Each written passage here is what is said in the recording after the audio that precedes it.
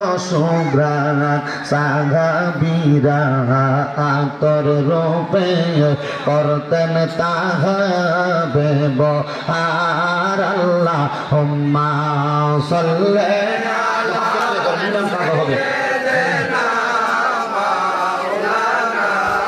মুহাম্মাদ ওয়া আলা আলি সাইয়্যিদিনা দয়াল নবীর এশকের আগুন লাইগাছে যার কলিজায় কন্যা দয়াল নবীর এশকের আগুন লাইগাছে যার কলিজায় পানবরিয়া জানাই সালাম ওই নবীজির রওয়াজায় আল্লাহুম্মা সাল্লি মাওলানা মুহাম্মদ ওয়া আলা আলি সাইয়্যিদিনা লা ইলাহা ইল্লাল্লাহ লা ইলাহা ইল্লাল্লাহ লা ইলাহা ও লা ইলাহা ইল্লাল্লাহ লা ইলাহা লা ইলাহা ইল্লাল্লাহ লা ইলাহা লা ইলাহা حسبي ربي جل الله ما في قلبي غير الله قل حسبي ربي جل الله ما في قلبي غير الله نور محمد صلى الله نور محمد صلى الله لا إله إلا الله لا إله لا ইলাহা লা ইলাহা বন্ধু নামাজ রোজা সাইরো না কেহ মা বাবার খেদমত সাইরো না বল নামাজ রোজা সাইরো না কেহ মা বাবার খেদমত সাইরো না আমার নবীর দরুদ ভুইল না বলেন নবীর আমার নবী তোমায় ভুলবে না লা ইলাহা লা ইলাহা আরে অনেক দূরে মদিনা আমরা কেমনে যাব রসুলপুরের মানুষ মদিনা যাইতে চাই কি চাই না যারা যারা যাইতে চায় আপনারা যারা আছেন মহাব্বতে একটা তাকবীর দেন নারে তাকবীর নারে রিসালাত এটা যে কোম্পানির স্মরণ যাবে খুব মোহাম্মত তাকবীর দেন নারে তাকবীর নারে রিসালাত বাবাজিরা আমার কেন মদিনায় যাইবে একটু মনোযোগ দিয়ে শুনেন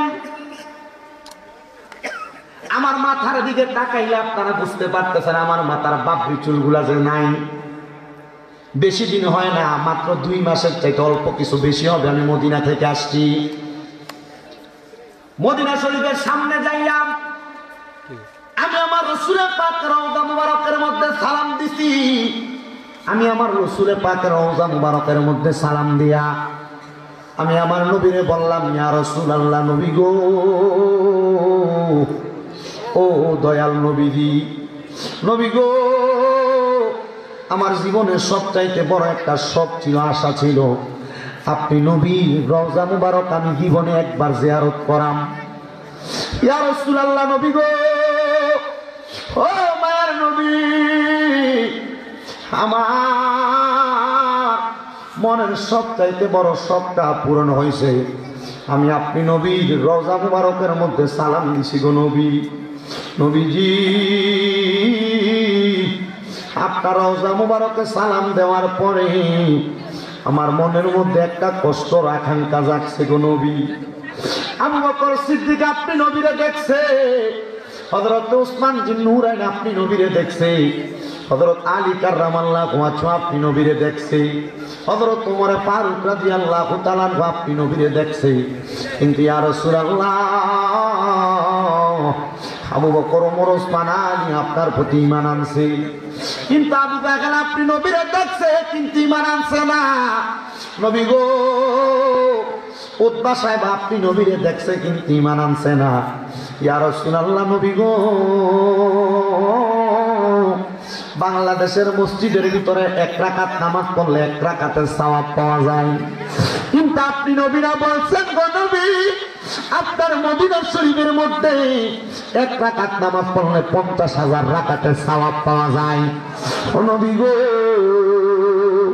ও দয়ার নবীজি, আমার মরণের আগে একবার আপনি নবীর চেহারা মোবারক আমি দেখতে চাই। আমি আমার নবীর রওজার সামনে দাঁড়ায় দাঁড়ায় শুধু এই কথাটা বলছি না রে বাবা, আমি আমার নবীর রওজার সামনে দাঁড়ায় দাঁড়ায় বলছি, ইয়া রাসূলুল্লাহ, ও মায়ার নবী, বাংলাদেশে ওয়াজ মাহফিলের মধ্যে কত মানুষ হলে আপনি নবীর উপর দরুদ শরীফ আদায় করি, কত মানুষ টাকার অভাবে মক্কা মদিনা আসতে পারে না। আল্লাহ, আপনার হাবিবের রওজার সামনে দাঁড়ায় দাঁড়ায় দোয়া করতেছি গো আল্লাহ, যারা আপনার নবীজির পাগল, আপনার নবীজির আশিক, আপনার নবীর সাতটা পাক উম্মত, ও আল্লাহ, তাদেরকে একবার আপনি মদিনাতে নাইমে মরণের ডাক দিয়েন না। আমি একই দোয়া আল্লাহর কাবা ঘরের সামনে যখন গেছি আমার রসুলপুরের বাবারা, আল্লাহর কাবা ঘরের চাদরটার মধ্যে গিলাফটার মধ্যে দইরা আমি আমার মাথাটারে কাবা শরীফের গিলাফের একবার ভিতরের অংশ ঢুকাইছি, আমি ঢুকে দোয়া করছি, আল্লাহ,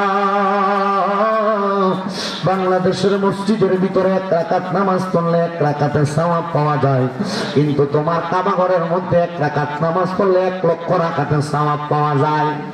এ রসুলপুরের বাবা, এ রসুলপুরের যুবক, রসুলপুরের মুরব্বী বাবা, জীবনে কতদিন বাঁচলে 1 রাকাত নামাজের সওয়াব কামাই করবা আমি জানি না। তোমার টাকার অভাব নাই, 2-3 লাখ টাকা এক লগে করতে পারলে তুমি এক কোণা দিয়ে একটু জায়গা কিনা রাখো, ব্যাংকে টাকা রাইখা দাও। আমি বলবো না রে না, এই টাকা পয়সা গুলো এমনি না জমায়া আমার নবীর বাড়ি মদিনা আল্লাহর ঘর কাবা দেখার জন্য তোমরা নিয়ত করো। দেখবা মক্কা মদিনা গেলে এত শান্তি পাওয়া যায়, এত মজা পাওয়া যায়, এই শান্তি দুনিয়ার কোনো জায়গার মধ্যে পাওয়া যায় না। আমি কত বুড়া বুড়া বেড়া দেখছি, এরা লাঠি পথ দিয়ে দিয়া মক্কা শরীফে ঢুকে, কিন্তু মক্কা শরীফের ভিতরে ঢুকার পরে আমি দেখছি এটা লাঠি পথ দিয়া কষ্ট কইরা কইরা যায়, কিন্তু মক্কার ঘর তাওয়াফ করার সময় এই বুড়া বেড়াটা দৌড়ায়। আমি বুঝছি এটা শরীরের শক্তি দিয়া দৌড়ায় না, এটা ইমানের বল দিয়া দৌড়ায়। আল্লাহ,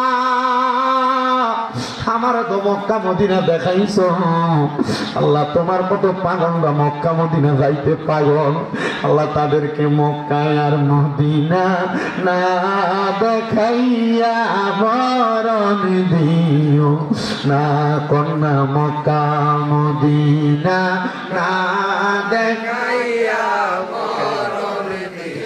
হে আমার মুরব্বী বাবা দিলা রে, তোমার খেদমতের জায়গা জমির অভাব নাই, তুমি তোমার সন্তানদের জায়গা জমি দিয়া যাইবা, ওই সন্তান জায়গা জমিগুলো অপব্যবহার করব। যদি সম্ভব হয় একটা কোণা দিয়ে একটু জায়গা বিক্রি করে মক্কা মদিনা যাও, ইবাদতের ভিতরে কি মজাটা পাওয়া যায় ওইখানে গেলে বুঝতে পারবা, কি আরাম পাওয়া যায় ওইখানে গেলে বুঝতে পারবা। পর্দার অন্তরালে আমার কত মা বোনেরা বয়ান শুনতেছে, এ মা, তোমার স্বামী তোমার বছরে বছরে 1 ভরি 2 ভরি স্বর্ণের চেইন বানায় দেয়, স্বর্ণের জিনিস বানায় দেয়, তুমি এটার জন্য পাগল হইয়া তোমার ঘরে স্বর্ণের অভাব নাই। আমি বলবো রে রসুলপুরের মা, তোমার যদি 1 ভরির বেশি 2-3 ভরি স্বর্ণ থাকে, এখন স্বর্ণের বাজার চওড়া, 1টা ভরি স্বর্ণ বিক্রি করে টাকাটা তুমি তোমার জামাইয়ের হাতে তুইলা দিবা। আরে কইবা আপনার কাছে আমি বিয়ার পরে আর কোনো কিছু চাইছি না, আমার মনে হয় না মরণের আগে আর কোনো কিছু চাবো, আমার এই স্বর্ণটা বিক্রি করে আপনি আমার একবার মক্কা মদিনা পাঠান। মনে রাখবারে ও রসুলপুরের বাবা, ও রসুলপুরের মা, ওই মক্কার বনের সামনে যে নামাজ পড়তে পারলে মনে বড় শান্তি পাইবা। আমি তাকে দেখছি রে, মক্কা শরীফের পাশে একটা যে পাথর, হাজরে আসওয়াদ পাথর, ওই পাথরটার মধ্যে চুমা দেওয়ার জন্য নারী এবং পুরুষ কত জানি হাউমাউ করে কান্না করে। কাবা ঘরের যে দরজা আছে মিজাবে রহমত বরাবর, ওইটার ভিতরে দইরা দোয়া করার জন্য কত মানুষ কত হাউমাউ করে। আমি বুঝতে পারলাম এরা তো দুনিয়ার কোনো টাকা পয়সার জন্য এই জায়গার মধ্যে সেভাবে করে না। এরা এই জায়গার মধ্যে আইসা আল্লাহর কাবা ঘরে গিলাপ করে হাজরে আসওয়াদে চুমা দেওয়ার কারণ হইল একটা, এরা জানে আল্লাহর কাবা ঘরের হাজরে আসওয়াদ পাথরের মধ্যে চুমা দেওয়ার কারণে আমার আল্লাহ তাআলা জীবনের গুনাহ মাফ করে। কথা কন্যা ঠিক কিনা? এই জন্য রসুলপুরের বাবা, আপনারা যারা মাহফিলে বসলেন, এবার বলেন জীবনের গুনাহগুলা মাফ করাইতে হয় না, মরণের আগে একবার আমরা মদিনা যাইতে চাই কি চাই না? যারা যারা যাইতে চান জবান খুলে জোরে জোরে পড়েন, দয়াল আল্লাহ দয়া করেন, দয়াল আল্লাহ দয়া করেন, নসিব করেন মদিনা, লা ইলাহা লা ইলাহা। আইরে কত সুন্দর মদিনা, আইরে যার নাই কোনো তুলনা, বলেন কত সুন্দর মদিনা, বাইরে যার নাই কোনো তুলনা। মন্দ যত বোঝাই বোঝে না, মন্দ যত বোঝাই মনটা যাইতে চাই সোনার মদিনা, লা ইলাহা ইল্লাল্লাহ, লা ইলাহা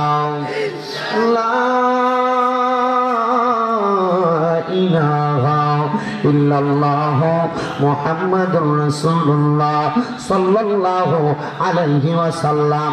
আমার রসুলপুরের বাবারা, আজকের মাহফিলে যারা বসলেন, একটা কথা সবাই মনোযোগ দিয়া শুনবেন। আমি বলতেছি মজলিসে আপনারা যারা আছেন, আপনাদের সবার চাইতে আমি শামীম দাদার গুনাহ বেশি। আমার গুনাহ যদি আপনারা দেখতেন, আমার রসুলপুরে ঢুকতে দিতেন না। আল্লাহর দরবারে লাখ লাখ শুকরিয়া আদায় করি, ওই আল্লাহ আমার গুনাহগুলা গোপন করে রাখছে। আল্লাহ আমার মতো কত গুনাহগার সমস্ত পৃথিবীতে চলাফেরা করে। ও আল্লাহ, আপনি তো দুনিয়াতে মানব জাতি এমনি বানাই না, আপনার ইবাদত করার জন্য বানাইছেন। দুনিয়াতে কোনো কাজের মধ্যে একজন মানুষ একদিন হাজিরা না দিলে তার একদিনের হাজিরা কাটা যায়। আল্লাহ, আপনার দরবারে যে আমরা নামাজ আদায় করি না, আপনি তো আমরা এই হাতটারে লুলা বানিয়ে দেন না, চোখটারে কানা বানিয়ে দেন না, আমার মুখটারে বোবা বানিয়ে দেন না। আল্লাহ কেন গো? আমার আল্লাহ তাআলার কাছে যদি আপনি প্রশ্ন করেন হয়তো জবাব দিবে, এ বান্দা গুনাহ করতে করতে যদি তুমি ক্লান্ত হয়ে যাও, আমি আল্লাহর ঘোষণা, লা তাকানাতু মির রাহমাতিল্লাহ, আমি আল্লাহর রহমত থেকে নিরাশ হও না। ইন্নাল্লাহা, নিশ্চয় আমি আল্লাহ, ইয়াগফিরুয যুনুবা জামিআ, সকল প্রকার গুনাহগুলোকে ক্ষমা করে দেয়। ইন্নাহু হুয়াল গফুরুর রহিম, নিশ্চয় তিনি আল্লাহ, তিনি ক্ষমাশীল এবং দয়ালু। ও মুসলমান বাবারা, একবার চিন্তা করে দেখেন, এ দাড়ি পাকা মুরব্বী বাবারা, আপনার জীবনের গুনাহ যদি আপনার সন্তান দেখত, আপনার একবারও বাবা বলে পরিচয় দিত না। এ যুবক, তোমার জীবনের গুনাহ যদি তোমার মা দেখতো, তোমার কিন্তু সন্তান বলে পরিচয় দিত না। এই পর্দার অন্তরালের মা, তোমার জীবনের গুনাহ যদি তোমার স্বামী দেখতো, তোমার কিন্তু স্ত্রী বলে পরিচয় দিত না। একবার চিন্তা করে দেখেন, রসুলপুর গ্রামের কেউ যদি চুরি করে, রাস্তা দিয়ে যাওয়ার সময় মানুষ তারা চোর করে ডাকবে। কথা কন না, কথা কন ঠিক কিনা? ও মুসলমান, কিন্তু আমরা আল্লাহ তাআলার একবারে নগণ্য বান্দা। এই দুনিয়ার জমিনের মধ্যে থাকার পর মানুষ তো তার শরীর খবর জানে, দেখে তারা চোর করে ডাকবে। চিন্তা করে দেখেন, আমরা যে তো মিথ্যা কথা বলি, আল্লাহ যদি আমার কপালে লিখতে দিত আমরা মিথ্যাবাদী, মানুষ আমরা মিথ্যাবাদী কে ডাকত। আমরা যে নামাজ আদায় করি না, মানুষ আমরা দেখলে কিন্তু আমরা বেনামাজি, যদি কপালে বেনামাজি লেখা হতো। আমার আল্লাহ এত দয়ার আল্লাহ, আমার আল্লাহ এত মায়ার আল্লাহ, আমরা দয়া কইরা মায়া কইরা আমরা গুনাহগুলা গোপন করে রাখছে। ও আল্লাহ গো, আমরা তো জীবনে অনেক গুনাহ করছি, গুনার খবর তো কেউ জানে না। আমরা গুনাহগুলা গুনাহকে আপনি আল্লাহ মাফ করবেন নি। আল্লাহ কয় বান্দা চিন্তা করিস না রে, আমি আল্লাহ তাআলা তোমার জীবনের গুনাহগুলো মাফ করে দিব। এ মুসলমান ইমানদারের দলেরা, জীবনের গুনাহগুলো মাফ করানোর জন্য মুহাব্বতের আওয়াজে একটু কলবে কলবে আল্লাহ তাআলার ইসতিগফারের জিকির করবা, যেন আমার আল্লাহ তাআলা জীবনের গুনাহগুলো মাফ করে দেয়। চক্ষুটা বন্ধ করে দিয়ে কলবের মধ্যে ধাক্কা দিয়ে আল্লাহ তাআলার জিকির করেন। আল্লাহ আল্লাহ আল্লাহ আল্লাহ আল্লাহ আল্লাহ আল্লাহ আল্লাহ আল্লাহ আল্লাহ আল্লাহ আল্লাহ হাবিবুল্লাহ আমরার চোখের মনি মক্কি মাদানি হাবিবুল্লাহ আমরার চোখের মনি মারহাবা আল্লাহ আল্লাহ হাবিবুল্লাহ আমরার চোখের মনি মক্কি মাদানি রাসূলুল্লাহ আমরার চোখের মনি মারহাবা আল্লাহ আল্লাহ যদি হয়তো মনের তালা রাসূলের প্রতি ঈমান পাইবা তুমি দুনিয়ার সবই মারহাবা আল্লাহ আল্লাহ মদিনাতে যাইতে পারলে দেখতে পাবি সেটাই তারে পাইবি সেটাই রহমতের খনি মক্কি মাদানি হাবিবুল্লাহ আমরার চোখের মনি মারহাবা আল্লাহ আল্লাহ আল্লাহ আল্লাহ হাবিবুল্লাহ আমরার চোখের মনি মক্কি মাদানি হাবিবুল্লাহ আমরার চোখের মনি মারহাবা আল্লাহ আল্লাহ অন্তরাইয়া করবি সাইয়া নবী প্রেমে জীবন দিয়া তাজা কর তোমার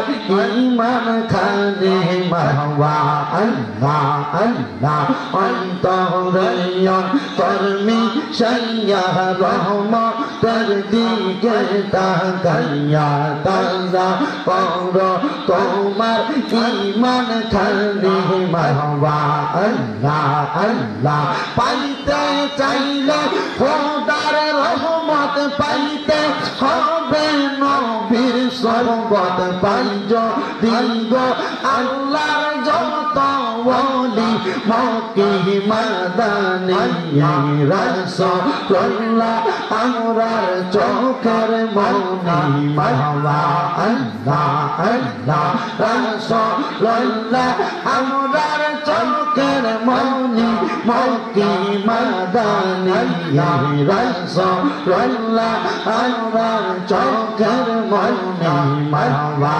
আল্লাহ আল্লাহ আল্লাহ আল্লাহ আমার বিয়ার জলদি আমি চারজনের দেখি আন্দার ঘরে নামাই দিয়া দিব আমায় ফাঁকি মারহাবা আল্লাহ আল্লাহ সেই গবরে নূরের নবী আইব রে সেই গবরে নূরের নবী আইব রে ও পানের মোয়া আইসারে তুমি ধীরে ধীরে ফিরে ফিরে ছাড়া আইয়া রাইয়া মারহাবা আল্লাহ আল্লাহ তোমায় ডাকি দিলাইয়া শেখের প্রাণে চাইও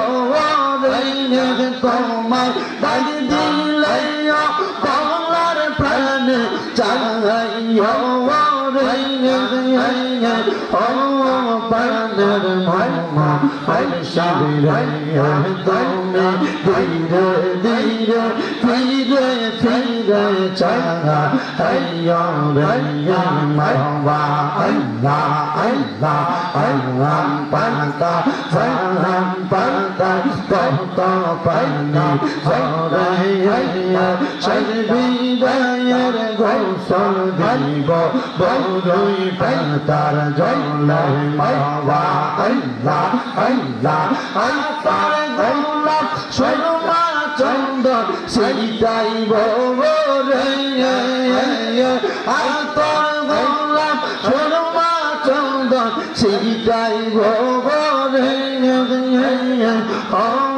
পানের মঙ্গ ঐশ্বরে তুমি ধীরে ধীরে ফিরে ফিরে চাগা হাইয়া রাইয়া মাওলা আল্লাহ আল্লাহ আল্লাহ ইলাহা ইল্লাল্লাহ মুহাম্মাদুর রাসূলুল্লাহ সাল্লাল্লাহু আলাইহি ওয়াসাল্লাম আল্লাহুম্মা আমিন আল্লাহুম্মা আমিন আলহামদুলিল্লাহি রাব্বিল আলামিন আসসালাতু ওয়াসসালামু আলা রাসূলিহিল কারীম রব্বানা যালামনা আনফুসানা ওয়া ইন লাম তাগফির লানা ওয়া তারহামনা লানাকুনান্না মিনাল খাসিরিন রব্বানা আতিনা ফিদ দুনিয়া হাসানাতাও ওয়া ফিল আখিরাতি হাসানাতাও ওয়া কিনা আযাবান নার মাবুদ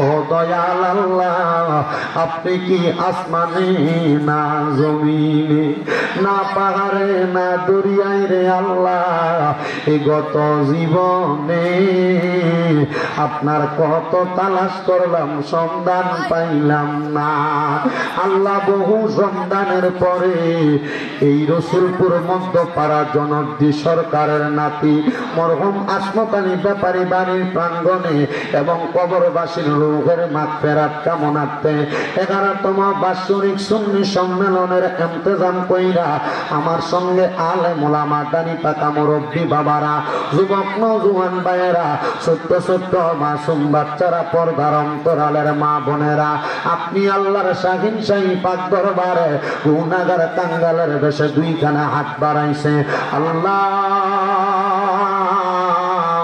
যার হাত পায় আপনার কাছে মায়া লাগে পছন্দ হয় ওই হাতে নুসিলায় আমরা প্রত্যেকের জীবনের গুনাহ মাফ কইরা বেগুনাহ মাসুম বান্দা বানায়া দাও এর আমার এই রসুলপুর এবং আশেপাশে এলাকার ভাই বাবারা ইরে ভাই মাইকের আওয়াজ তোমাদের কানে যায়নি রে ভাই মুনাজাত হইতেছে রে ভাই আমার আল্লাহর দরবারে আমিন আমিন বইলা দেও না দুইখানা হাত বাড়ায় রে ভাই আমার বিশ্বাস আছে আমার আল্লাহ একটা হাত খালি ফিরাইয়া দিবে না ভাইরা রে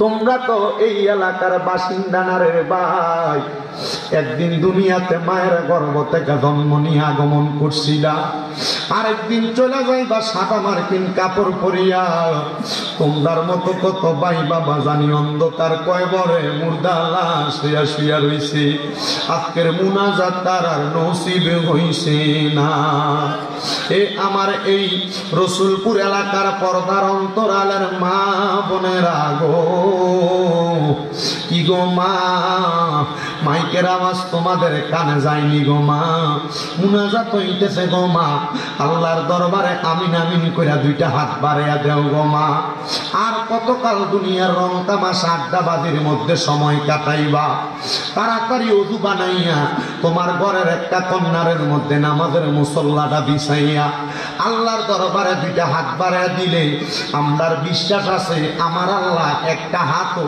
খালি ফিরাইয়া দিবে না মারা গো একদিন আসিলা লাল রঙের শাড়ি পরিয়া আরেকদিন চলে যাইবা সাদা মার্কিন কাপড় পরিয়া গো মা তোমরার মতো কত মা বোনেরা জানি গো অন্ধকার কয়বরে মুর্দা লাশ শুয়া শুয়া রইছে আজকের মুনাজাত তার আর নসিবে হইছে না আল্লাহ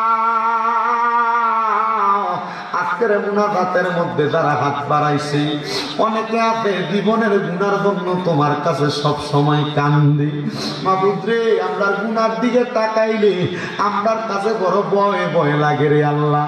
জাহান্নামের আগুনের কথা স্মরণ হইলে আমরার কাছে বড় ভয় ভয় লাগে রে আল্লাহ।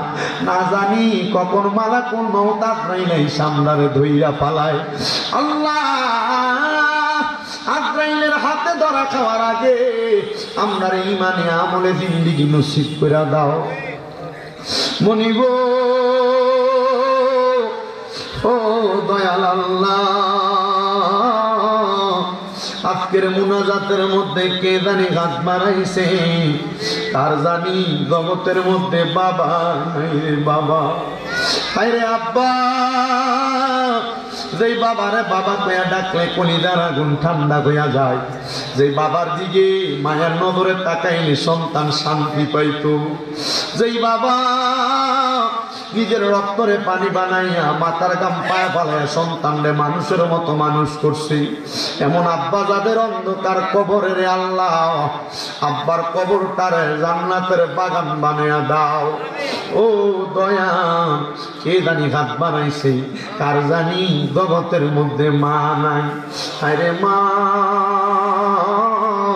যেই মারে মা কইয়া ডাকলে কলিজার আগুন ঠান্ডা হইয়া যায়, যেই মায়ের দিকে নেকটা করে তাকাইলে কবুল হজের সওয়াব হইয়া যায়। আল্লাহ কোনে তিনটা জানি এমন মারে কবর দিয়া হাত বাড়াইছে, যেই মা নিজে না খায়া সন্তানরে খাওয়াইছে। আল্লাহ, বুকের দুগ্ধগুলা মা বড় কষ্ট করে সন্তানরে পান করাইছে। মাঘ মাসের শীতের দিনে মা জননী নিজে ঠান্ডা জায়গায় ঘুমাইয়া সন্তানটারে ঘুম দেয়, আরামসে ঘুম লোয়াইছে। এমন মা তাদের কবরে রে আল্লাহ, জানি না রসুলপুর গ্রামের কে জানি এমন মারে মাটি দিয়ে আজকের মুনাজাতে হাত বাড়াইছে, যাদের এমন মা কবরে, আমার কবর জান্নাতের বাগান বানাইয়া দাও। এই মাহফিলের পাশেই তো কবর। আল্লাহ, কার জানি মাও নাই বাবাও নাই, জনমের এতিম হয়ে হাত বাড়াইছে। ও আল্লাহ, যাদের মা বাবা আত্মীয় স্বজন কবরে, তাদের প্রত্যেকের কবর নাজাতের ফয়সালা করে দাও। যাদের মা বাবা বেঁচে আছে গো, হায়াতে তৈয়বা নসিব করে দাও। আম্মা আব্বার মনের নেক নেক আশাগুলা পূরণ করো, শরীর স্বাস্থ্য সুস্থ রাখো। বিশেষ করে জনর্দি সরকারের নাতি মরহম আসমত আলী ব্যাপারী বাড়ির জান্নাতের বাগানে যারা টাকা দিয়া, পয়সা দিয়া, শ্রম দিয়া, বুদ্ধি দিয়া, পরামর্শ দিয়া, মাইক দিয়া, লাইট দিয়া, প্যান্ডেল দিয়া, মিডিয়ার ভাইয়েরা সহ বিশেষ করে সম্মানিত শ্রোতা মণ্ডলী, পুরুষেরা, পর্দার অন্তরালের মা বোনেরা, এই নবজাগরণ যুব সংগঠনের ভাইরা সহ যারা যারা মুনাজাতের মধ্যে শরীক হয়েছে রে আল্লাহ, প্রত্যেকের খাস দোয়া তুমি কবুল মঞ্জুর করে নাও। আল্লাহ, অনেক প্রবাসীরা বিদেশ থেকে দোয়া চায়, আল্লাহ আমার প্রবাসীদের খাস দোয়া কবুল মঞ্জুর করো, প্রবাসীদের মনের আশা পূরণ করো, বংশের কবর আযাব মাফ করো, কামাই রুজির মধ্যে বরকত দান করো। যাদের চাকরি নেই, চাকরি বাকরি কাজের ব্যবস্থা করো। যারা কন্যা সন্তান বিবাহ দিতে পারে না, তুমি কুদরতি ভাবে ব্যবস্থা করো। আল্লাহ, মরণ দিবা দুঃখ নাই, মরণের আগে বারবার মক্কা মদিনা তাওয়াফ জিয়ারত নসিব করায়া আখিরি জাবানে মধুর কালেমা পড়ায়া দিয়েন, লা ইলাহা ইল্লাল্লাহু মুহাম্মাদুর রাসূলুল্লাহ সাল্লাল্লাহু আলাইহি ওয়াসাল্লাম। একটা জবানও কেউ বন্ধ রাখবেন না, জবানটা ছেড়ে দিয়ে উচ্চ কণ্ঠে জোরে জোরে পড়েন আলহামদুলিল্লাহ। আপনারা বলেন আল্লাহ তাআলার প্রশংসা করলে লাভ আছে না নাই? বলে কন্যা লাভ আছে না নাই? একটু মুহাব্বতের আওয়াজে কোন আলহামদুলিল্লাহ। বিচারক হযরতে আনাস রাদিয়াল্লাহু তাআলা আনহু বলেন, দুনিয়ার জমিনের মধ্যে আল্লাহর কোন বান্দা যদি আল্লাহ তাআলার বেশি বেশি শুকরিয়া আদায় করে, আলহামদুলিল্লাহ পড়ে, আমার আল্লাহ তাআলা ওই বান্দারে আল্লাহ তাআলার নিয়ামত বাড়ায়া দেয়। জোরে কোন সুবহানাল্লাহ। এ মুসলমান ইমানদার, আমার আল্লাহ তাআলা ঘোষণা করে, বান্দা ওয়াশকুরু নি'মাতাল্লাহি আলাইকুম ইন কুনতুম ইয়্যাহু তা'বুদুন। আল্লাহ কয়, বান্দা তোমরা আমি আল্লাহর নিয়ামতের শুকরিয়া আদায় করো যদি তোমরা আমি আল্লাহ তাআলার ইবাদত করো। আপনারা বলেন বাবারা, আমরা ওই আল্লাহ তাআলার শুকরিয়া আদায় করার দরকার আছে না নাই? তাহলে মুহাব্বতের আওয়াজে উচ্চ কণ্ঠে জোরে পড়ে আলহামদুলিল্লাহ। আমি এবার বয়ানটা শুরু করি। কারণ আইসা প্রথম যেভাবে মাহফিলের প্যান্ডেলে মাত্র 6 জন বোয়া দেখছি, আমার কাছে বড় খারাপ লাগছে রে বাবা। এটার কারণ হইল প্যান্ডেলে 6 জন বসবে, প্যান্ডেলে 2 জন বসবে, প্যান্ডেলে 3 জন বসবে। কারণ মানুষের অন্তরটা গুনাহ করতে করতে এখন আর ইবাদত ভালো লাগে না, আছে না?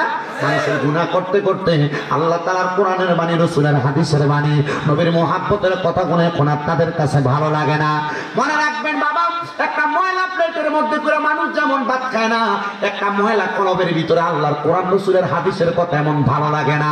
এজন্য মানুষ রাস্তাঘাটে দোকানপাটে তারা নিজের মতো করে ঘুরে বেড়ায়। আমি আপনাদের কাছে আল্লাহ তাআলার কোরআন থেকে 2টা আয়াত তেলাওয়াত করেছি। আমি চেষ্টা করব আপনাদের কাছে 2টা আয়াতের উপরে কথা বলতে, কিন্তু আমি স্টেজে ওঠার আগে আমার 2টা সিগন্যাল দিয়া দিছে। ওই হুজুর, আপনি নাকি মাহফিলের ভিতরে সেজনের এটা সেটা বলেন। আমি কইছি আমার দরকার কি? আপনি আমার তো এটা সেটা বলার জন্য দাওয়াত দেন নাই, আমার দাওয়াত দিতেন কোরআন হাদিসের কথা বলবার লাগা। আমি কোরআন হাদিস সম্মত কথা বলবো, আমার এইটা সেটা আপনি শুই না কি করবেন। আমার যেই কথা আপনার ভালো লাগবে এই কথার উপর আপনি আমল করবেন, যেই কথা ভালো লাগবে না আপনার আমল করার দরকার নাই। কারণ মনে রাখবেন, কামা তাদিনু তুদান, যেমন কর্ম তেমন ফল। আপনি দুনিয়াতে যেমন থাকবেন আপনি কবরে আপনি তেমন পাইবেন। আপনি দুনিয়াতে যেমন ভাবে চলবেন কবরে এমন ভাবে পাইবেন। আপনি দুনিয়াতে আপনার জীবনটারে যদি ভালোভাবে সাজান, আপনি কবরে গেলে আপনার জীবনটা ভালোভাবে সাজবে। আপনি দুনিয়াতে খারাপ ভাবে সাজাইলে আপনার কবরটা খারাপ ভাবে সাজবে। এই জন্য আল্লাহ কোরআনে বলে, ইন্নাল্লাযীনা কাফারু মিন আহলিল কিতাবি ওয়াল মুশরিকিনা ফী নারি জাহান্নাম খালিদিনা ফীহা উলাইকা হুম শাররুল বারিয়া। জবান খুলে উচ্চ কণ্ঠে জোরে জোরে করেন আল্লাহু আকবার। আমার মুসলমান ইমানদারের দলেরা, আল্লাহ তাআলা কোরআনুল কারীমের মধ্যে ঘোষণা করে, নিশ্চয় যারা কুফরি করে, আমি আপনাদেরকে 3টা বিষয়ের উপরে কথা বলবো। নিশ্চয় যারা কুফরি করে, মিন আহলিল কিতাব, এবং আহলে কিতাবের অন্তর্ভুক্ত, ওয়াল মুশরিকিনা, যারা শিরক করে। আমার আল্লাহ তাআলা কোরআনুল কারীমে ঘোষণা করেছেন, ফী নারি জাহান্নামা খালিদিনা ফীহা, এরা জাহান্নামে যাবে। শুধু জাহান্নামে যাবে না, জাহান্নামের মধ্যে চিরস্থায়ী বাসিন্দা হয়ে থাকবে।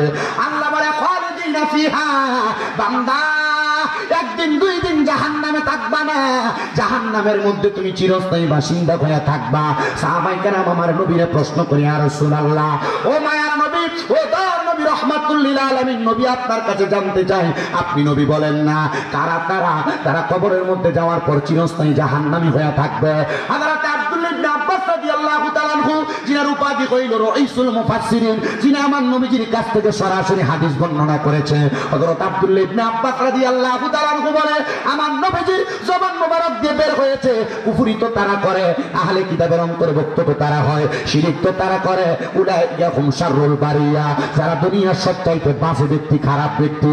ও মুসলমান, আপনাদের এলাকায় দেখবেন এমন অনেক মানুষ আছে, নামাজও পড়ে, সুদও খায়, নামাজও পড়ে, গোশও খায়, নামাজও পড়ে পরে হক মাইরা খায়। আপনারা কোন এমন লোক রাসূলপুর আছে না? না কষ্ট দিয়েছেন না? আয়াতের উপরে 2টা আয়াতের উপর কথা বলুন। আমি ঘরে কবির বাইরে বলছি, ভাই আমারও যদি আপনার 7:30টায় মাইক দেন, আমি ওয়াজ করলাম 9:30 পর্যন্ত। যদি আমার 8টায় মাইক দেন, আমি ওয়াজ করলাম 9:30 পর্যন্ত। যদি আপনি আমার 9টায় মাইক দেন, আমি ওয়াজ করলাম 9:30 পর্যন্ত। যদি 9:30-এর 1 মিনিট আগেও মাইক দেন, আমি 9:30 পর্যন্ত মাইক স্টেজে থাইকা শেষ। কারণ ওয়াজের ময়দান এবং এই সোশ্যাল মিডিয়ার মাধ্যমে এখন এই কথাগুলো মানুষ শোনে। মানুষ আর আগের মতো যাবা নাই, কথা বোঝেন, মানুষ এখন আর আগের মতো বোকা নাই, যা আপনি তব বুঝতে দেখবেন আর মানুষ বুঝতো না। আপনি কোরআন হাদিস বলুন, সারা চলে দেবেন, মানুষ বুঝতো না। আমার কথাই কতটুক শুনবেন, যা বলতেছি তার উপর আমল করবেন। আমার বিশ্বাস, আমার সবগুলা কথা না, পুরা 1.5 ঘন্টা সময়ের ভিতরে আমি যতগুলা কথা বলবো, এই 1.5 ঘন্টার কথার ভিতরে 100টা কথা ভুল, একটা কথা সহি। আমি বলবো এই 100টা কথার এখানে মাটি দিয়ে চলে যাবেন, আর যে একটা কথা সহি, এই একটা কথার উপর আমল করবেন। অসুবিধা হইব? আমি ডাইরেক্ট বুঝি, আমি ডাইরেক্ট বুঝি। আপনি আমার 100টা ভুল কথাকে আপনি মানার দরকার নাই। কি কথা কেন? কেন আমার কথা কোরআন হাদিস সম্মত না হয় আপনি মানবেন কেন? আমার জিভ পাল্লা কাটবো, এটা রাসূলের কথা। এই কথা কেন? আর আমি যদি হক কথা না খুঁজে দেই, আমার ভিড়াটা কম হইব, টাকা পয়সার গোড়া দিয়ে বেরিয়ে মারে। কথা কেন? মাইকটা কম না বেশি? কাঁথা বাসের গোড়া কিনলে গেছি কারণ এই যে শুকনা বাসটা সেটি মোট কিনলা এটি দিয়ে বাস দিলে আমার হাড্ডিতে শক্ত মানুষের ঘরে কানা না মাছ ভেঙে দেবো গা কাঁথা বাসের বিরাটি কাছাকাছি তো মোটামুটি বাড়িটা দিলে কিচ্ছা লাগবে বুড়ো হয়ে দেবো একবারে কথা বলেন না। এবার আপনারা বলেন সুৎকুর আছে না নাই, পুষ্কুর আছে না নাই, পরের হক খামিন আছে না নাই, মানুষের জমি দখল করে খায় এমন লোক আছে না নাই। আপনারা মনে করতেছেন নবীরে না মানলে কাফের, আপনারা মনে করতেছেন মিলাদ কামনা করলেই কাফের। আপনারা তো এটাও চিন্তা করেন না যে ব্যক্তি আল্লাহর কোরআন কয় সুদ খায়ও না, সুদ খায় জানে এটা গুনার কাম, এটা জানি না গুনার কাম করো তো কুফরি এটাও তো কাফের। এই কথা কয় না কেন? হ্যাঁ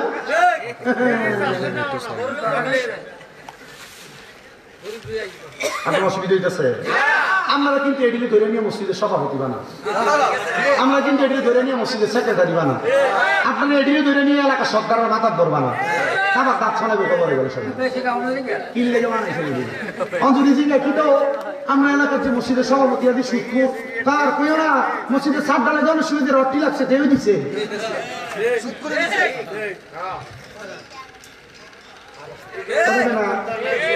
ঠিক না?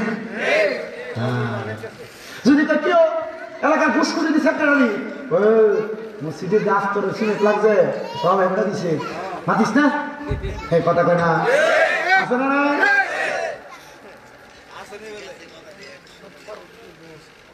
আমার কষ্ট আপনি কি মনে করেন 2-3 ঘন্টা ওয়াশ করলে ওয়াশ? আমি 2-3 ঘন্টা ওয়াশ করতাম যখন 2017 সাল থেকে ওয়াশ শুরু করি 17, 18, 19, 20 সাল পর্যন্ত করছি 2-3 ঘন্টা। ওইটা দেখছি উদা ভাব আমার ওস্তাদে কইছে যে বাবা এই ওয়াজ মাহফিলে যে মানুষের সময় নষ্ট করে উদা চেষ্টা করো 2-1টা কথা বোঝাই দিয়ে যদি বোঝাই দাও মানুষ যদি এইটা থেকে হেদায়েতের কথা ইয়ে মনে করবা এই একটার কারণে বেঁচে গেছে। আমি কইলাম হুজুর আসলে তো কথা সত্য কিন্তু মানুষ তো আমল করে না। আমরা যদি ওয়াজ শুনে আমল করতেন তাহলে আপনারা মসজিদের জুমার খতিব সাহেব বছরের 52-7টা দিয়ে ওয়াজ দি করে এক একজন আল্লাহর ওলি হয়ে যেতেন না। আমরা এখান দিয়ে ঢুকান এখান দিয়ে বাইরে যান আর ইমামের পিছনে কোন রকম 2 রাকাত ছড়ে ফুটাফোরের মতো বাইরে চলে কথা কোন না রে? হ্যাঁ নামাজ পড়তে যায় না মসজিদে, হ্যাঁ মসজিদে যায় কিনলে যায় কারণ পুরো সপ্তাহ নামাজ পড়ে না। ভাই বেড়ি কি কয় কি বেড়ার কাছে আমার বাবা বিয়ে দিচ্ছে বেড়া এমনি তো ভাত করতে পারে না শুক্রবারে দিন দোষ হয়ে যায় না এ বেডির কাবজাফের বাড়িয়ে তো জুমার দিন কোন মসজিদে কথা কই না এরা ঠিক করতে পারতেছে না এরা চিন্তা করে উপরে দিকে ফ্যাট মারলে নিজের কাছে আমরা দিয়ে একটা নামে মাঝিয়ে কথা কই না কা কোনো পত্রিকা আছে মাথা খাইয়ে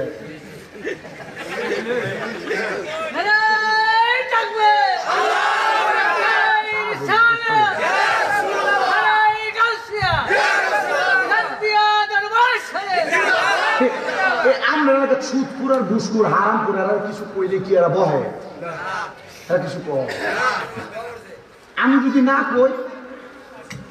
না কই তাহলে জিব্বা কাটবো কার?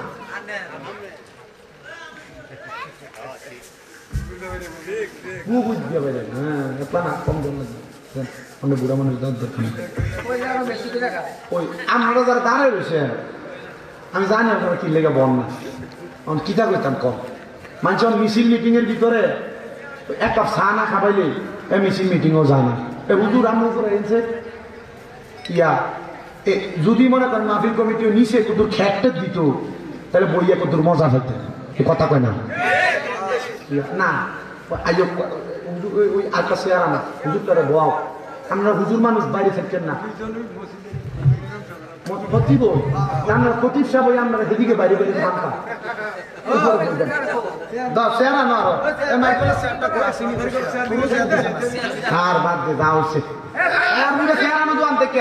আল্লাহ যেন কবুল করে জোরে করে আমি সবাই দুরূদ শরীফ বলেন আল্লাহুম্মা সাল্লি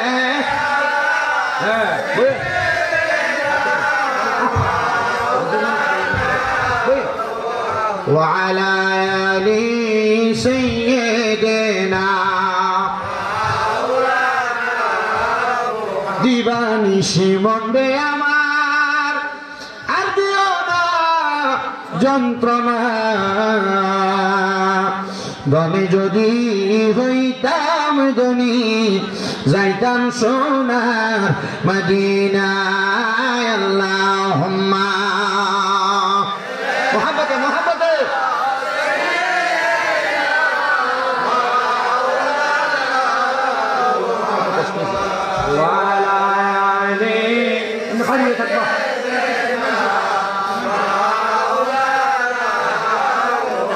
আমার দেহ মন বলে নবী নবী আমার দেহ মন বলে আমার দুই নয়নে ভাসে ছবি আমার দুই নয়নে আমার দেহ মন বলে নবী আমার দেহ মনে ঈশান আরো 9 বছর আগে গাওয়ানোর রেসবি মাওলা আমার হাতে 500 দিয়ে দিছে মোহাব্বতে কোন আমার দেহ মন বলে হে আমার দেহ মন আমার দুই নয়নে ভাসে ছবি আমার দুই নয়নে আমার দেহ মন বলে নবী নবী আমার দেহ মন বলে নবী ইয়া রাসূলুল্লাহ ইয়া হাবিবাল্লাহ ইয়া রাসূলুল্লাহ ইয়া হাবিবাল্লাহ ইয়া ফুনি আল্লাহর নূর নবী আমার দেহ মন বলে নবী আমার দেহ মন বলে নবীজির প্রেমে পাগল সবই চলের সূর্য রবি শশী নবীজির প্রেমে পাগল সবই চলের সূর্য রবি শশী ওই নবীকে পাবো বলে কান্দি নবী নবী আমার দেহ মনে বলে নবী আমার দেহ মনে বলে নবী আমার দুই নয়নে ভাসে ছবি আমার দুই নয়নে ভাসে ছবি আমার দেহ মনে বলে আপনার জন্য নবী আমার সবই দেখলে নবী পাগল হবি আপনার জন্য আমার সবই দেখলে নবী পাগল হবি আশিকদের জানের জান মায়ার নবী আমার দেহ মনে বলে নবী আমার দেহ মনে বলে আমার দুই নয়নে ভাসে ছবি আমার আমার দেহ মনে বলে নবী আমার দেহ মনে ও মুসলমান ও নবীর উম্মতের দলেরা আর ডাইনে বামে যাচ্ছি না আমি ডাইরেক্ট আমার আলোচনা বুঝাই দেই আপনাদেরকে আল্লাহ তাআলার কোরআনুল কারীমের সূরা বাইয়িনার শেষ থেকে 3 নম্বর আয়াত আমি তেলাওয়াত করেছি এই আয়াতের মধ্যে আমার আল্লাহ তাআলা 3 প্রকার ব্যক্তির কথা ডাইরেক্ট বলে দিয়েছেন যারা কুফরি করে যারা আহলে কিতাবের অন্তর্ভুক্ত এবং যারা শিরক করে তাদের ব্যাপারে আমার আল্লাহ তাআলা ঘোষণা করে জগতের বান্দার দলেরা দুনিয়ার জমিনের মধ্যে যারা কুফরি করে এরা কোনোদিন জান্নাতে প্রবেশ করবে না এরা জাহান্নামে যাবে নবী গো তারা কারা আমার নবী কই উলাইকা হুম শাররুল বারিয়া এরা হইল দুনিয়ার সবচাইতে বাজে মানুষ খারাপ মানুষ নিকৃষ্ট মানুষ ইয়া রাসূলুল্লাহ ও মায়ার নবী দয়ার নবী রাহমাতুল লিল আলামিন নবীজি তাহলে কুফরি কারা কারা করে আপনি নবীর কাছে জানতে চাই আমার নবী বলেন উম্মতের দল এক নাম্বার আল্লাহ তাআলার কোরআনকে যারা অস্বীকার করে আল্লাহ তাআলার কোরআনের আইনকে যারা অমান্য করে তারা কুফরি করে এবার কুফরির মধ্যে এক নাম্বার কুফরকারী হলো যারা রাসূলের প্রতি ঈমান পরিপূর্ণ নাই রাসূলের প্রতি ঈমানটা সাচ্চা নাই পাক্কা নাই আমি কাউরে ডাইরেক্ট কুফর ও কাফের বলতেছি না আমি বলবো আপনি যদি মনে করেন আপনার রাসূলের প্রতি আপনার ঈমানটা তাজা আছে তাহলে আপনি ঈমানদার আপনি আপনি যদি মনে করেন আপনার রসুলের প্রতি আপনার ঈমান ঠিক আছে, আপনি ঈমানদার, যদি ঠিক না থাকে রসুলের প্রতি বিন্দু পরিমাণ সন্দেহ থাকে, তাহলে আপনি কুফরি করবেন। 2 নম্বর আরেকটা কথা বলে দিয়ে যায়, আল্লাহর কোরআন বলে নামাজ পড়ো, আপনি নামাজ পড়েন না কিন্তু অস্বীকার করেন না, আপনি কাফের না, আপনি ফাসিক। কি হুজুর যে নামাজ আল্লাহর কোরআনে আছে মানে কিন্তু পড়ে না, একই কিন্তু আপনি অস্বীকার করেন। কি এর কথা কইলাম? নামাজ কোন না কি নামাজের কথা বললাম। আল্লাহর কোরআন কয় হারাম খাইও না, আপনি খান। ঠিক আপনি কি করেন? যে হারাম খায় জানি নিয়ে যে হারাম খায়, যে সুদ খায় জানি নিয়ে সুদ খায়, যে পরের হক মাইরা খায় জানি নিয়ে এটা হারাম, যে মানুষের মিশা কথা কইয়া ব্যবসা করে খায় এ জানি নি এটা যে পরের হক, মিশা কথা কইয়া যে হারাম খাইছে এটা জানি নি। গুনারে গুনা যায় না, যে গুনার কাম করে সে কাফের। এটা কি হয়ে জায়গা কথা কয় না, কি হয়ে জায়গা বলা হুজুর কেন জানতে চাই, এবার বোঝা দেন। আমরা এলাকার এক সুদ করি, একটু বোঝাইতেছি কি কর এবার সুদ খায়, এবার ওর কাছ থেকে তোকে নিচে 5 লাখ টাকা। কয় লাখ? এই 5 লাখের সুদ হয়েছে প্রতি লাখে 30,000 করে বছর। 1 বছর কয় লাখ? 1.5 লাখ। এবার এটিয়া রাখছে 5 বছর। কয় বছর? কয় লাখ হইল? 7.5 লাখ।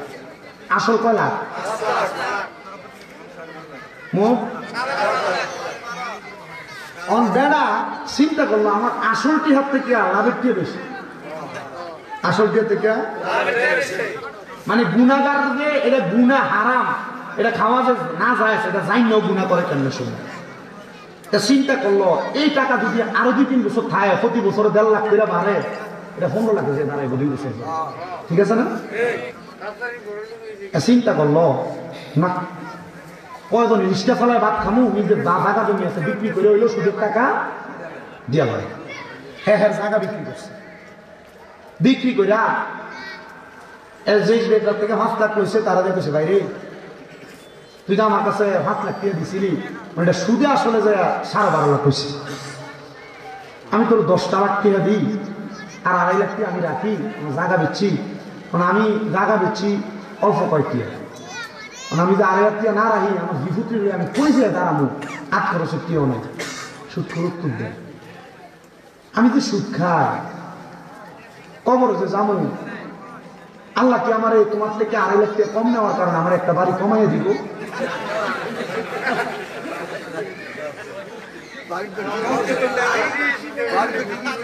সুদ করে উত্তর দিছি কিটা, আমি যে সুদ খাই তোমার থেকে যদি 2.5 লাখ কম নেই তাহলে আল্লাহ কি আমার কবরে গেলে ওরা বাড়ি কমাইয়ে দিব?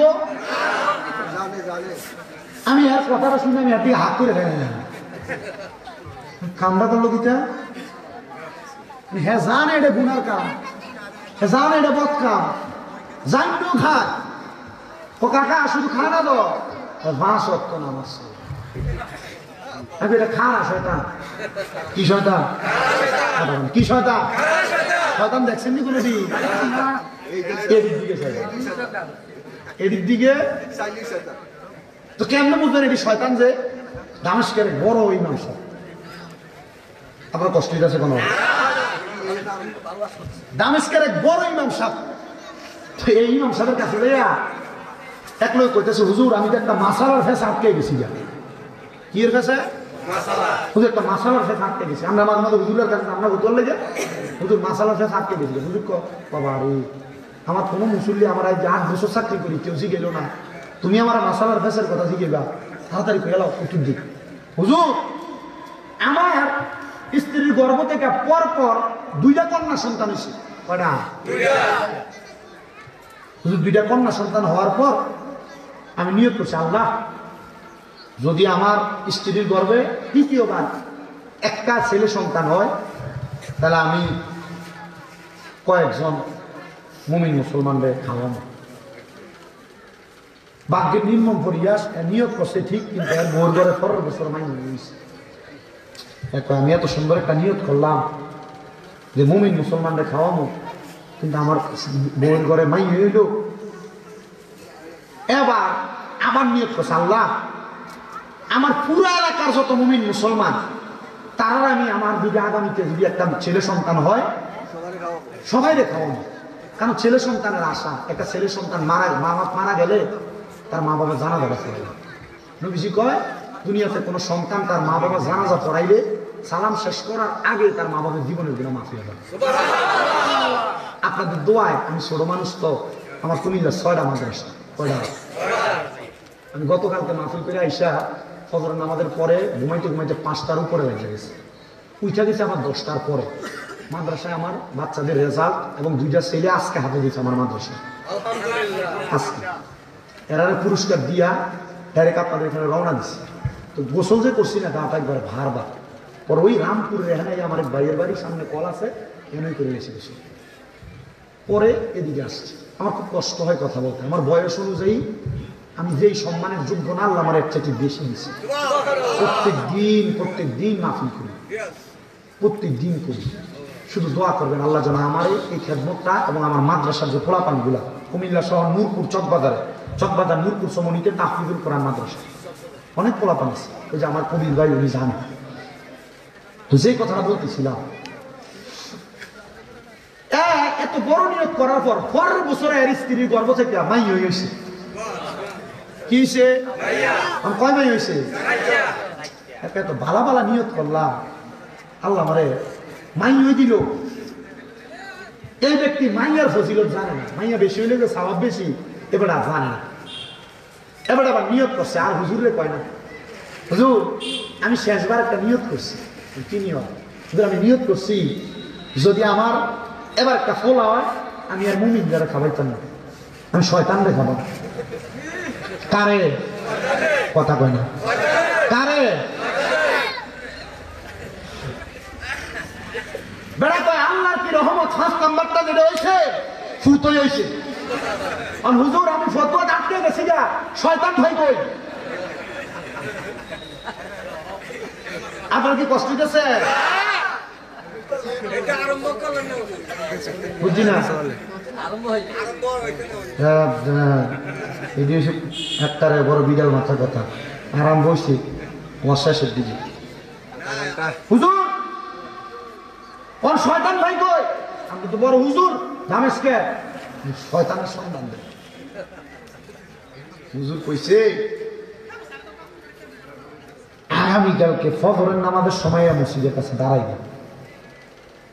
যে লোকটারা দেখবা সবাই পরে মসজিদে যায়, সবার আগে বাইরে হয়ে যায়, তার ব্যাপারে খবর নিবা তার কি কি ত্রুটি আছে। এবার আল্লাহর রহমতে পরের দিন সকালে মসজিদের একবারে দূরে কারালে দাঁড়াইছে। মসজিদে সবাই পরে একবারে একামতের টাইমে একজন ঢুকছে। যে বেটা ঢুকছে এবারে তার চাচা।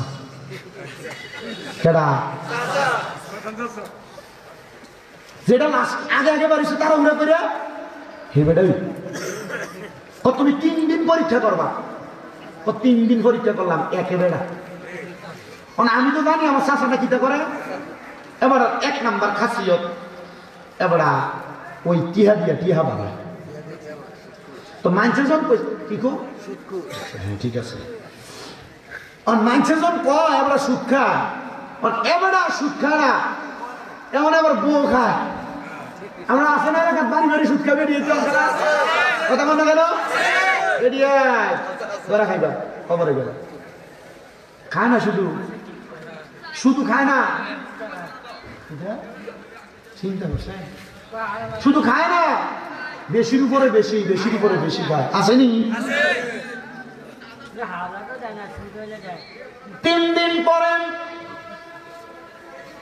এখন খাওয়াইব কারে? এই চাচার লগে বেড়ার মিনিমাম 3 মাস ঝগড়া। খাওয়া তো কেমনি দিতাম বেড়ারে, তবু সরম ভাঙ্গা দাওয়াত দিছে। কাকা বাপের ভাই মানুষ, আপনার লগে ঝগড়া রাখতে লাভ নাই। আজকে দুপুর বেলা আমার বাড়িতে আপনার দাওয়াত। চাচার চোখের কোনাটার ভিতরে একটু পানির ফোঁটা জন্মে গেছে, কিরে আমার বাতিজা বুলবুজ্জা 3 মাস পরে আমারে খাওয়াইতেছে। আসলে বাতিজা কি কাকারে খাওয়ায় না শয়তানরে খাওয়ায়?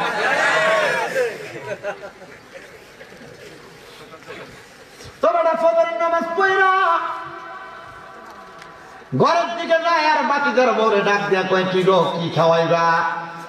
বলে চাচা বালাপুরা খানা কোনো তাই তো বাদ রাখছি না, আমার জামাইতেছে যত রকমের খানা আছে সব রান্নার লাগিয়া। দাদা সব রান্নাছি রেডি হয়ে আইন, আপনিও খাইবেন। তবে চাচা আমার জামাইতেছে আপনি একা যেন না আইন, আপনার হেবিডি মানে শাশিরে চলে আইন। আরে জামাই কথা শুনে দিগা, কি গো তুমি কেন আমার চাচারের সাথে আবার শাশিরও দাওয়াত দিলা? আপনি আপনার চাচারা দাওয়াত দিচ্ছেন কি লাগে? বেড়া মসজিদে তাড়াতাড়ি যায় আবার তাড়াতাড়ি বাইর হয়। আর 2 নাম্বার বেড়া হারাম খায়, সুদের টাকা খায়। আপনি জানেন না আপনার শাশির খবর? বলে কি তা?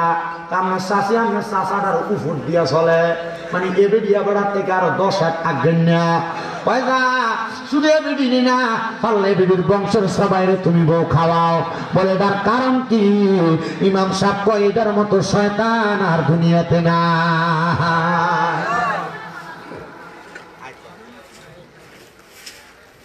এ মুসলমান ইমানদারেরা মনে রাখবেন, কুফরি কারা করে? এই মালটার দাম হলো মাত্র 5 টাকা। বিক্রি করার সময় দোকানদার কয়, আল্লাহর কসম এটা আমার 10 টাকা কিনা, তুমি যদি 12 টাকা দাও আমার 2 টাকা লাভ হবে। এটা হলো কুফরি, এটা হলো চুরি।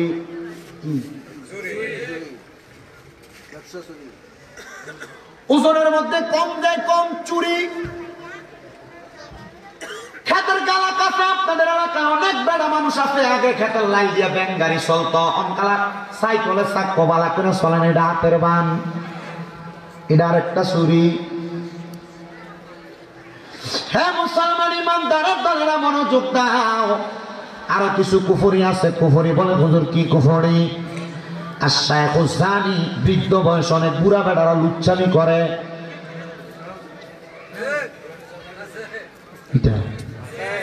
কথা যেন আছে না নাই?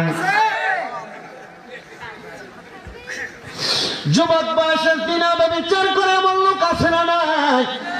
আল্লাহর নবী বলে জিনাকারী যখন জিনা করে তখন তার ঈমান থাকে না, আর এই অবস্থায় যখন সে মারা যায় কাফের হয়ে মারা যায়।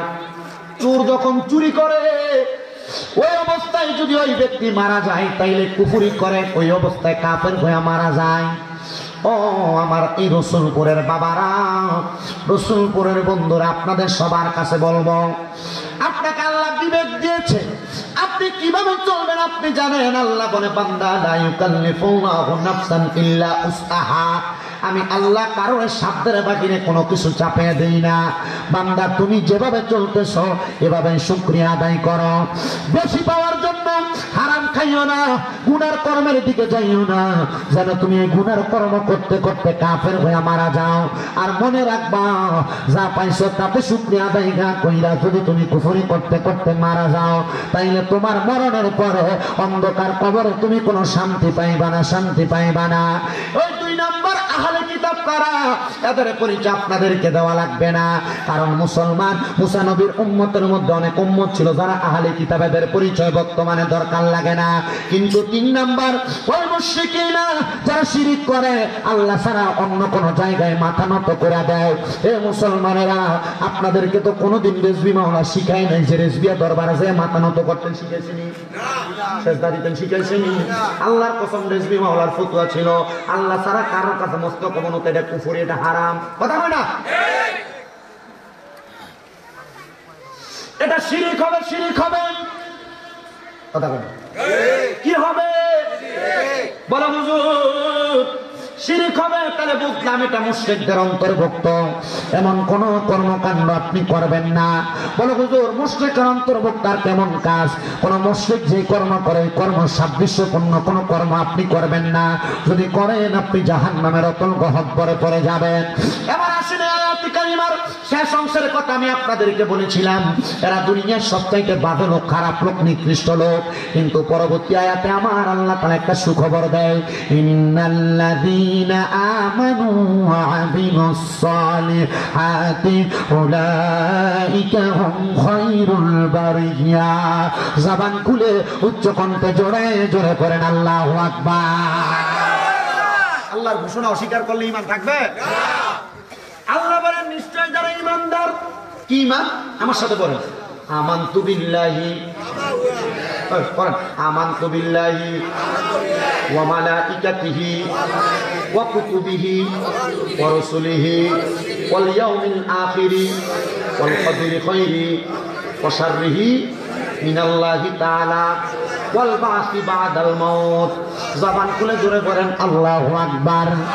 এই সাতটা বিষয়ের প্রতি যেই ব্যক্তি ঈমান আনে, সাতটা বিষয়ের প্রতি যেই ব্যক্তি ঈমান আনে, ওই ব্যক্তির কথা আমার আল্লাহ কয় নিশ্চয়ই যারা ঈমান আনে। বলে হুজুর আল্লাহর প্রতি ঈমান কারে কয়? আল্লাহ ছাড়া কাউকে সিজদা না দেওয়া, আল্লাহকে এক বলে জানা, আল্লাহ ছাড়া কোনো ইলাহ নেই বলে জানা, এটা হলো আল্লাহর প্রতি ঈমান। দুই নাম্বার, ওয়া মালাইকাতিহি, ফেরেশতাদের প্রতি ঈমান। আপনি ভালো করেন না খারাপ করেন, আপনার দুই কাঁধে দুইজন ফেরেশতা কিরামান কাতিবিন, এবং আপনার সকল কিছু সম্পর্ক তারা লিপিবদ্ধ করতেছেন। কবরে গেলে ফেরেশতারা এগুলোর জন্য আপনাকে দায়বদ্ধ করবেন। এই ফেরেশতাদের প্রতি ঈমান আনয়ন করা। তিন নাম্বার, ওয়া কুতুবিহি, আদম আলাইহিস সালাম থেকে আমাদের নবী পর্যন্ত 104 খানা কিতাব, এর মধ্যে সর্বশ্রেষ্ঠ কিতাব হলো কোরআন শরীফ, যেটার মধ্যে কোনো সন্দেহ নাই। ওই সব কিতাবের প্রতি আপনি ঈমান আনেন না। আল্লাহর কোরআনে যা আদেশ করে তা মানা, যা নিষেধ করে তা বর্জন করা। যদি আপনি এই কিতাবের প্রতি ঈমান তেমন ভাবে রাখতে পারেন তাহলে আপনি ঈমানদার। চার নাম্বার, ওয়া রাসূলিহি, বলে হুজুর রাসূলের প্রতি ঈমান কেমনে আনবো? আমার আল্লাহ তাআলা কোরআনুল কারীমে একটা আয়াত ঘোষণা করে, ওয়াল্লাযী আরসালা রাসূলাহু বিল হুদা ওয়া দীনিল হাক্কি লিইয়ুযহিরাহু আলাদ দীনি কুল্লিহি ওয়ালাউ কারিহাল মুশরিকুন। জবান খুলে জোরে জোরে পড়েন আল্লাহু আকবার। আমার রাসূল হেদায়েতের বাণী সত্য ধর্ম নিয়ে আসার পর তার ফুদারা আমার রাসূলের এই নূরটাকে হেদায়েতের বাণীটারে নিভিয়ে দিতে চায়, রাসূলকে অস্বীকৃতি জানায়, রাসূলের কোন সম্মানের ব্যাপারে অস্বীকৃতি জানায়। তারা আর কেউ না, আল্লাহ কই ওয়ালাউ কারিহাল মুশরিকুন, তারা মুশরিকদের অন্তর্ভুক্ত। হ্যাঁ, আমার নবী দুনিয়ার জমিনের মধ্যে ইসলামের বাণী যখন নিয়ে আসছেন তখন মুশরিকরা আমার নবীর অস্বীকার করছে। জোরে কন্না নাউজুবিল্লাহ, নাউজুবিল্লাহ। কত দূর শরীফ পড়েন আল্লাহুম্মা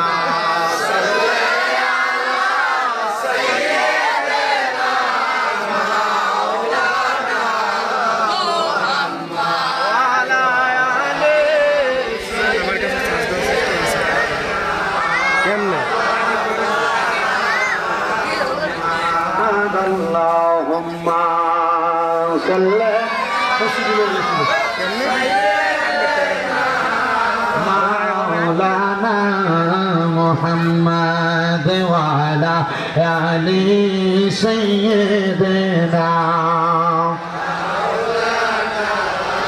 রাসূলের প্রতি ঈমানের কথা বলতেছিলাম। রাসূলের প্রতি মুশরিকরা আমার রাসূল জানি আসতে এগুলাকে অস্বীকার করেছে, অমান্য করেছে।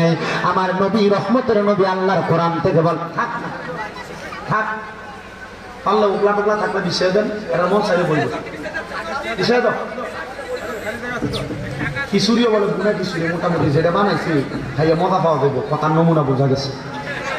আপনার কি অসুবিধা হইতেছে? ওয়াজ আমার আর অল্প কিছু সময়। এই ভাত খাইছে নি? এদের গাড়ি নষ্ট না শুরু হয়েছে না, এদের আইকল দিতাম আছে কালকে না আরিফুল ইসলাম তাহিরি কালকে মাহফিল করছে, ধরেন আমি করি রসুল এবার করছে, তো এবার আমি আজকে আমরা একটু লগে আছি। তো আমার কথা হইলো মূল্যবান বয়ান করবে, আমি যা করবো এটির প্রতি ঈমান। আমি যে কথাটি কইতেছি আপনার কাছে এটি দামি মনে হইতেছে নি? মনে হইতেছে নি এটি কাজে লাগবে? এটি দিয়ে আল্লাহ তাআলা আমরা ঈমান আমলকে হেফাজত করবো, মনে হইতেছে নি? আল্লাহ কবুল করো, জোরে কোন আমিন, মুহাব্বতে কোন আমিন। আমার মুসলমান ঈমানদারের দলেরা কবির মনোযোগ দিয়ে বয়ান শ্রবণ করবে। আমার রাসূল যখন ইসলামের বাণী প্রচার করে, আমার রাসূলের শরীর মুবারকের উপর উটের পচা নারী ভরি দিয়া দিছে। দিছে না? আপনার কি মনে হয় যারা আমার নবীর এমন কষ্ট দিছে তারা ভালো মানুষ ছিল? আমার রাসূল যখন নামাজ আদায় করতেন মসজিদে নববীর মানে মদিনা শরীফের একবারে পাশে কেবলা বরাবর হযরত বেলাল রাদিয়াল্লাহু তাআলা আনহুর বাড়ি, ওই জায়গায় একটা খেজুরের বাগান ছিল, যে জায়গায় আমার নবী মাঝে মাঝে নামাজ পড়তো। আমার নবী সেখানে নামাজ পড়ছে, আর বেঈমানেরা আমার নবীদের মাথা মুবারকের মধ্যে তারা পাথর মারছে, পাথর। আমার নবী তায়েফের ময়দানে দাওয়াত নিয়ে গেছে, ওই তায়েফের ছোট ছোট বাচ্চাদেরকে দিয়ে আমার নবীরে নুরি পাথর মারাইছে, কিন্তু আমার নবী তায়েফের জন্য বদদোয়া করেন নাই। ও বাবা, আমি যখন তায়েফে গেছি আমি দেখে আসলাম, আমার নবী ওই তায়েফ এলাকার জন্য দোয়া করে দিছে, কারণ আমার নবী কয় তায়েফের মানুষ যদি আমার কষ্ট দেয়, কিন্তু তায়েফের মধ্যে একজন মহিলা আমি নবীরে লালন পালন করছে, যার নাম হযরত মা হালিমা। আহারে জগতের মানুষ, আমি নবীরে এমন ভাবে পাথর মারছে, আমি নবীর শরীর মুবারকের রক্ত মুবারক গুলো আমার দাড়ি মুবারক দিয়ে আমার শরীর মুবারক বায়া বায়া আমার পায়ের মধ্যে পর্যন্ত লাইগা, আমার জুতাটা আমার পায়ের সাথে লাইগা গেছে, তবুও আমি নবী আমার উম্মতে মুহাম্মদীদেরকে বদদোয়া দেই নাই। ও নবী গো, কেন বদদোয়া দেন নাই? আমার নবীকে উম্মত বদদোয়া দিব কাদেরকে?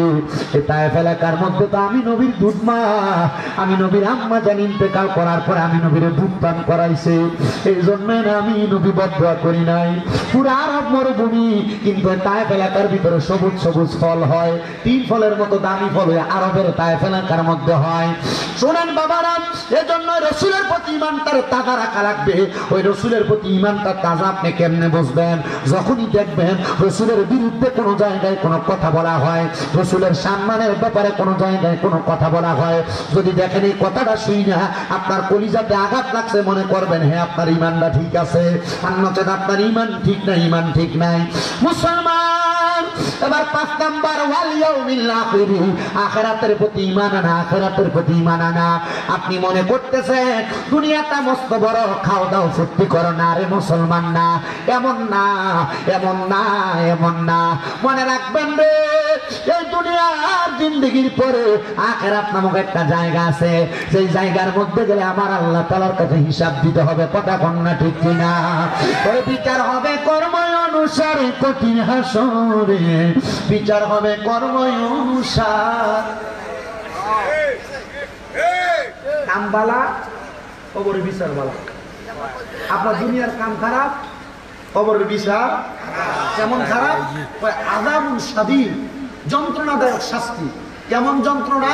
বলে স্বাভাবিক কোন যন্ত্রণা না। মায়ের জাহান্নামে যে দিব, আল্লাহ তাআলা জাহান্নামের ভিতরে সর্বনিম্ন 3000 বছর জ্বালাইবে। কয় হাজার বছর? কয় হাজার বছর? ওই যে সাওয়াল জবাবের কথা কন না, 3000 বছর ফুইরা এরপরে টাকা সুন্নামক এক জায়গায় দাঁড় করাই কব, এবার কি কইবা কো? আপনাদের কোন কবরে গেলে 3টা সওয়ালের জবাব জি না। দুনিয়াতে আপনি বেআমল করে যাবেন আর ঈমান ছাড়া যাবেন, কবর বসে না আগেই দাঁড়িয়ে ফিরে শুরু। অসুবিধা হইতেছে আপনারা? সর্বনিম্ন কয় হাজার বছর? কথা কয় না। 3000 বছর কি জ্বালানটা জ্বালাইবো শুনবেন? জাহান্নামের আগুনের রং 3টা। কয়টা? 1 নাম্বার লাল। 1000 বছর এই লাল আগুনের ভিতরে জ্বালাইবো, এবার আগুনের রং বানাইবো সাদা, এবার আরো 1000 বছরে আগুনে জ্বালাইবো, এবার আগুনের রং বানাইবো কালা, এ কালা আগুনে আরো 1000 বছর জ্বালাইবো, জ্বালায় টাকা শূন্যমুখ জায়গায় দাঁড় করে দেবো। এবার কি বলবো বান্দা? বলো এ বান্দা 3000 বছর জ্বলতে জ্বলতে এর কলিজাটা পর্যন্ত শুকিয়ে যাবে। বলে 3000 বছর বলবো, 1 মিনিট জ্বললে তো শরীর পুরে আংরা। বলে হ, শরীর পুরে আংরা। বান্দার শরীরে জ্বালাইবো, জ্বালায় আবার বান্দার শরীর আগের মতো ঘুরে দিব, আবার জ্বালাইবো, এ শরীরটা ঘুরবো, পুরে আবার এটার মতো বানাইবো, আবার ঘুরে কয়লা বানাইবো, আবার ঘুরবো। এ 3000 বছর জ্বালাইতে জ্বালাইতে 3000 বছর পরে তো বান্দা কি বলবা? বান্দার মুখ দ্বারা 3বার শব্দ আসবে, ময় ময় ময়। কয়বার? কয়বার? মানে ফানি ফানি ফানি। হুজুর রাসূল সাল্লাল্লাহু আলাইহি ওয়াসাল্লামের মজলিসের ভিতরে 70 জন লোক ছিল, 70 জন। আহলে সুফফা বলতে এদেরকে, মদিনা শরীফের ভিতরে আহলে সুফফা। এই আহলে সুফফাদেরকে নিয়ে আমার নবী কথা কইতো। নবী তো এই কথা কইতেছে, এই আহলে সুফফা 70 জনের ভিতরে 40 জন বেহুশ হয়ে পড়ে গেছিল। কয়জন? 40 জন বেহুশ হয়ে পড়ে গেছে। ইয়া রাসূলুল্লাহ কি শুনাইলেন? বলে হ নবী গো, ওই জায়গার মধ্যে কি পানি দেওয়া হবে না? আমার নবী বলে উম্মত, হ্যাঁ পানি দেওয়া হবে, কিন্তু দুনিয়ার পানির মতো না। দুনিয়ার মিনারেল ওয়াটারের মধ্যে সামান্য একটা ছোট পোকা পড়লে পানিটা ফালাইয়া দিয়া বালা করে গ্লাসটা ধুইয়া তারপরে পানি খান। কিন্তু না, আপনার কবরে যেই পানি দিব ওই পানির মগটা হবে লোহার। কিসের? শুধু লোহার যদি হয়তো মানতাম, লোহা আগুনের মধ্যে পোড়াত দিলে ওই আগুনটা কয়লার মতো হয়ে যায়। কয়লা যেমন লাল, আপনার পানির পাত্রটা হবে তেমন লাল। ওই লাল পাত্রটা আগুনের মধ্যে পোড়াত দিয়া লাল পাত্রটার মধ্যে অন্যান্য জাহান্নামীদেরকে জাহান্নামের আগুনে দিয়ে পুড়াইছে। এদের রক্ত, এদের পুষ দিতে নিচে পড়ছে। ওই লোহার গরম পাত্রের মধ্যে এদের রক্ত এবং পুষগুলা নিব। হুজুরে এগুলারে দা নবীর হাদিসে কয় তিনাতুল খাবাল, এগুলারা নবীর হাদিসে কই তিনাতুল খাবাল। ওই রক্ত এবং পুষগুলা নিয়া বান্দারে দিব, বান্দা পান করো। বান্দা কি পান করবে? বলে হ্যাঁ, বান্দা এমন পিপাসা থাকবে সামনে কোনো তরল পদার্থ না পাইলে বান্দার রক্ত এবং পুষ পান করবে। নবী গো, এই রক্ত এবং পুষ বান্দা কেন পান করবে? রক্ত এবং পুষ কি বান্দার ভিতরে থাকবে? আমার নবী কয় না রে না, বান্দা যখন রক্ত এবং পুষগুলা পান করবে ওই রক্ত এবং পুষগুলা মুখে দেওয়ার সাথে সাথে বান্দার জিহ্বা সহ পেটের নাড়ি বুড়িগুলা বান্দার পায়খানার রাস্তা দিয়ে নিচে পড়তে থাকবে। ও আল্লাহ, আযাবুন শাদীদ বলতে কি আপনি এই আযাবকে বোঝাইছেন? কয় শুধু না রে না, এই আযাবকে শুধু বোঝাই নাই, এমন শাস্তি দেওয়া হবে বান্দা তখন তার সন্তানকে ডাকবে, হারাম খাও, নামাজ ছাড়ো, পরের হক মাইরা খাও। কোন সন্তানকে ভালো রাখার জন্য? তোমার বউরে একটু দামি কাপড় পরানোর জন্য। মনে রাখবা, ওই সময় শাস্তিটা দিয়া তোমার কবরে ছাইরা দেওয়া হবে। তুমি কেন হারাম খাইছো? আপনি বলবেন সন্তানরে ভালো একটা স্কুলে পড়াইবার লাইগা। তুমি কেন পরের হক খাইছো? বলে আমার বউটার চাহিদা বেশি ছিল। অনেক জামাইরে কিন্তু বউয়ের চাহিদা মিটাইতো না পাইরা হারাম খায়, সুদ খায়। কথা কন না ঠিক কিনা বাবা? অনেক জামাইরে নেশা করে, বউয়ের অত্যাচার না সহ্য করতে পাইরা নেশা করে। এটা আমি আপনি বললো বলবো হ্যাঁ, না বললো বলবো হ্যাঁ, কিন্তু আবার খাদ্য খারাপ বলা বেড়া অনেক আছে। কথা কন আছে না নাই? কথা কন না আছে না নাই? ও মুসলমান, ও নবীর উম্মতের দল, আহারে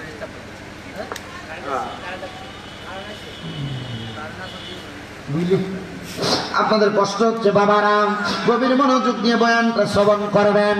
এবার আল্লাহর বান্দাটা বারবার বারবার বারবার যখন এমন কথা বলবে, আমার আল্লাহ তাআলা বান্দাকে উন্মুক্ত করে দিবে। সন্তানের জন্য তো হারাম খাইলা, গুনাহ করলা, নামাজ ছাড়লা, যা তোর সুতের কাছে যা, সন্তানের কাছে যাইয়া কসনা তোরে একটা আমল দিতে, একটা আমল যদি তোরে দেয় ওই একটা আমলের কারণে আমি আল্লাহ তোরে মাফ করে দিব। সন্তানের কাছে যা বলবে, সন্তান আমি আব্বার একটা নেক আমল দিয়ে সহযোগিতা করো। সন্তান বলবে, আব্বা জানে আপনি জাহান্নামে যাবেন, আমি কেন নেক আমল দিব? আমি নিজেই তো বাঁচতে পারি না। আব্বা বলবে, তোর জন্য না গুনার কাম করলাম। সন্তান বলবে, আব্বা এটা আপনার দায়িত্ব ছিল, হারাম দিয়ে খাবান না হালাল দিয়ে খাবান এটা আপনার বিষয়। আপনি আপনার অপকর্মের কারণে জাহান্নামে জ্বলবেন। স্ত্রীর কাছে যাইবেন, আপনার স্ত্রী বলবে দেও না দেও, স্ত্রীকে বলবেন এক আমল দেও না। বউ বলবে, আপনারা চিনি না। আরে এটার পরিচয় আপনি দুনিয়াতে পেয়ে যান। দেখবেন আপনার এলাকায় কোনো বয়স্ক মানুষ মারা গেলে, মারা যাওয়ার পর তার স্ত্রীকে যদি বলা হয় লাশটার রাত্রবেলা তুমি পাহারা দাও না, বউ কইব না আমি পারতাম না, লাশ আমার ডর লাগে। ওই বউরে লইয়া তো তুমি আরামে তোমার খাটের মধ্যে জীবন কাটাইলা, ওই বউ তো তোমার পরিচয় দিবে না, ওই বউ তো তোমার পাশেই বসবে না, মরার পরে তোমার লাশ বলে জানবে। মুসলমান, এই জন্য হায়াতে জিন্দেগি নিয়ে বড়াই কইরো না। আমার আল্লাহ তাআলা কোরআনুল কারীমের মধ্যে বলতেছে, আল্লাযী খালাকাল মাউতা ওয়াল হায়াতা লিয়াবলুয়াকুম আইয়ুকুম আহসানু আমালা। জবান খুলে উচ্চ কণ্ঠে জোরে পড়েন আল্লাহু আকবার। ওই আল্লাহ তাআলা জন্ম এবং মৃত্যু সৃষ্টি করেছেন, কিন্তু মুসলমান আপনি হেলায় খেলায় আপনার জীবন কাটাইতেছেন। আল্লাহ কয়, বান্দা তোমাদের জন্য সুখবর, যদি তোমরা দুনিয়াতে নেক আমল কইরা কবরে যাইতে পারো। এ মুসলমান, এ নবীর উম্মতের দল, যেখানে মুরগির গোশত দিয়া খাইতা, যেখানে মাছ দিয়ে খাইতা, যেখানে গরুর গোশত দিয়া খাইতা, ওই জায়গায় প্রয়োজনে ডাউলার আলুর ভর্তা দিয়া ভাত খাইবা। বলো হুজুর কেন কেন কেন কেন? এই কথা তো আপনার মানবে না। আপনার জিহ্বার লালুসে আপনার হারামের দিকে নিয়ে যায়, আপনার চোখ আপনার হারামের দিকে নিয়ে যায়, আপনার পাও আপনার গুনার দিকে নিয়ে যায়। ওই সময় আপনার আঙ্গুলগুলা জাররা পরিমাণ করে করে হিসাব দিবে, আপনার পাওটা জাররা পরিমাণ করে হিসাব দিবে। সংসারের মায়ায়, পরিবারের মায়ায়, আত্মীয় স্বজনের মায়ায়, দুনিয়ার ব্যতিব্যস্ততায় কত কর্ম করলা, কিন্তু তোমার হায়াত যে পুরে যায়, ওই আল্লাহর কাছে হায়াতের হিসাব রেডি করছো নি। শ্বশুর বাড়িতে যাইতে তুমি কত সুন্দর মিষ্টি ফল ফ্রুট নিয়ে যাও, কিন্তু কবরে যে যাইবা কবরের সামান রেডি করছো নি।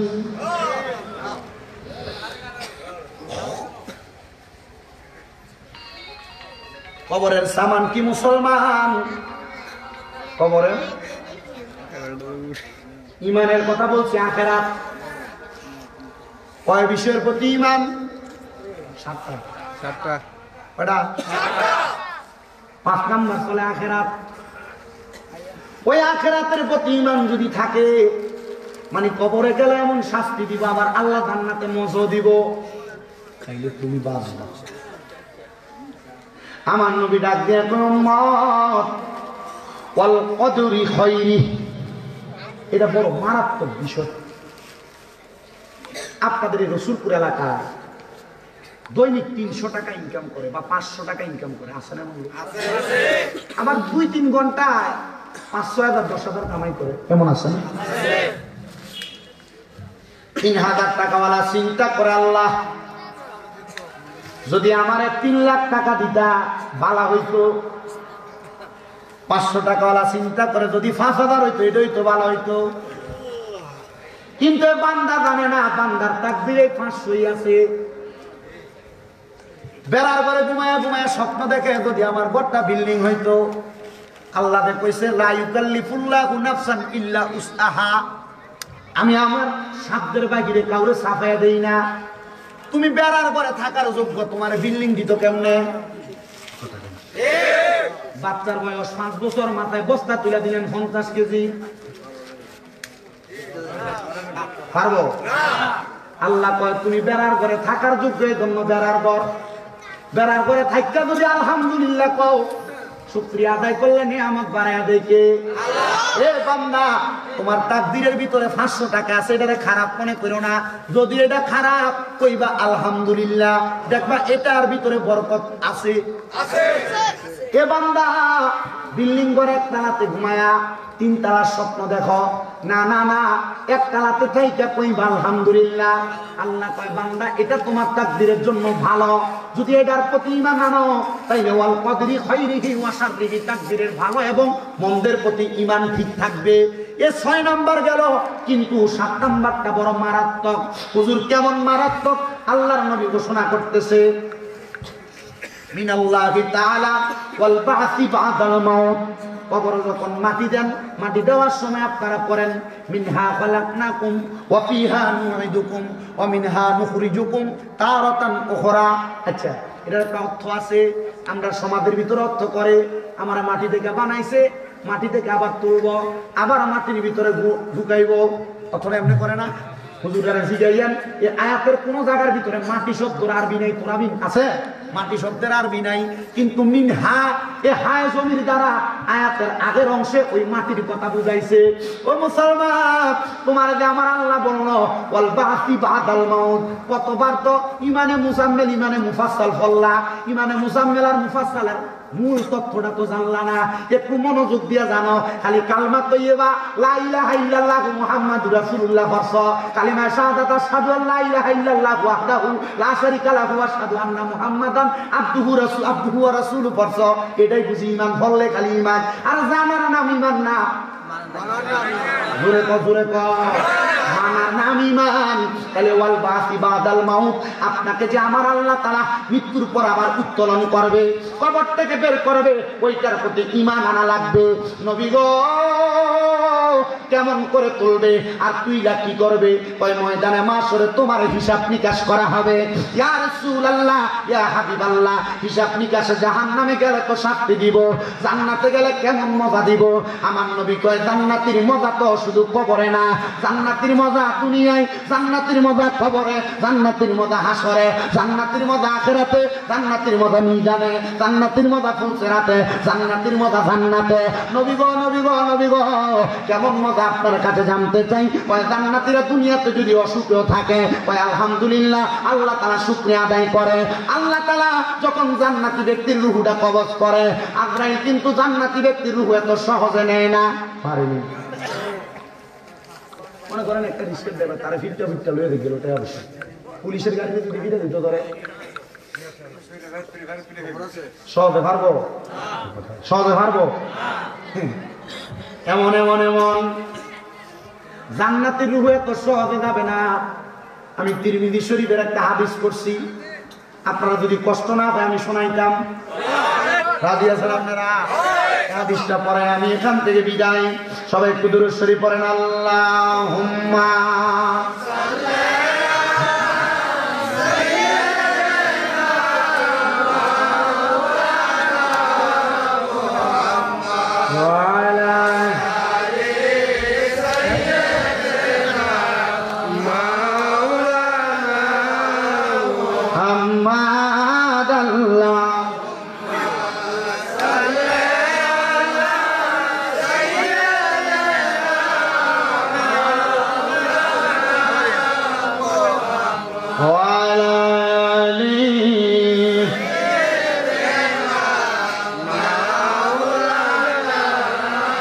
সংসার সংসার কইরা ববে গো,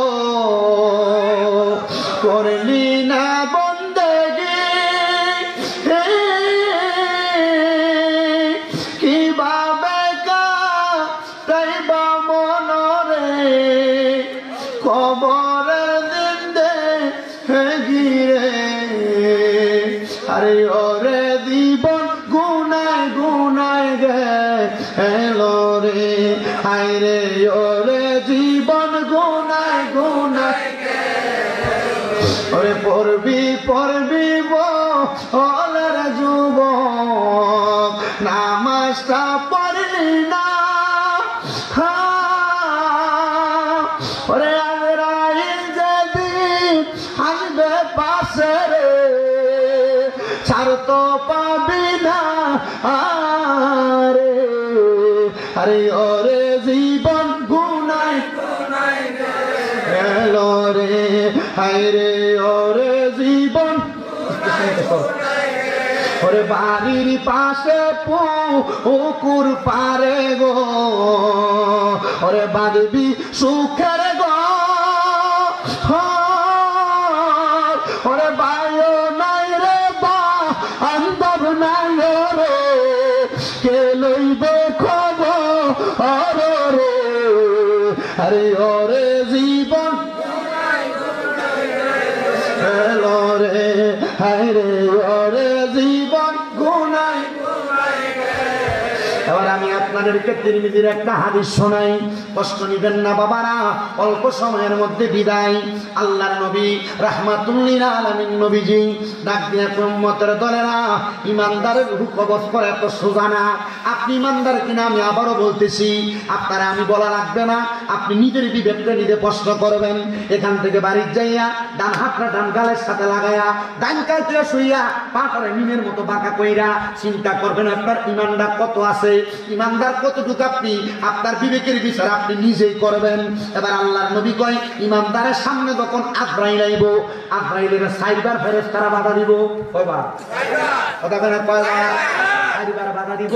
1 নাম্বার, আজরাইল আইসা ইমানদারের বুকের ভিতরে খাপ করে ধরবে, কিন্তু বুকের মাঝখান দিয়া 2 জন ফেরেশতা, এ আজরাইল ইমানদারের রূহ তুমি বুক দিয়ে কবজ করাবা? বলে হ্যাঁ। বলে না না পারবা না।